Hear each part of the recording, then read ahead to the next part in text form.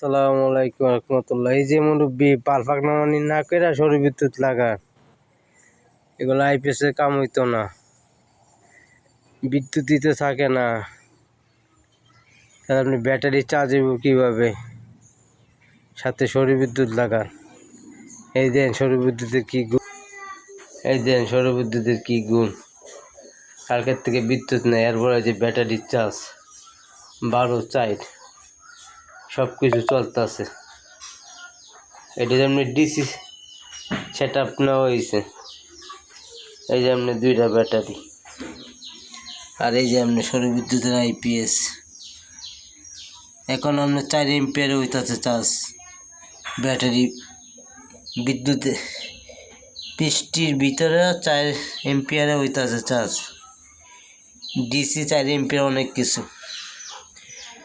যেটা যে সৌর বিদ্যুতের আইপিএস। এই যে 2টা ব্যাটারি লাগানো আছে। আইপিএসের বাপের ক্ষমতা আছে আল্লাহ, যত ভালো আইপিএস লাগান।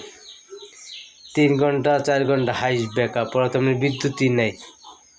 পরে আপনার ব্যাটারি হইতো না চার্জ, ব্যাকআপও পাইতেন না, ব্যাটারি নষ্ট হয়ে যাবে। ওই কারণে পাকনামানি না কইরা সৌর বিদ্যুৎ লাগান, এখনো সময় আছে।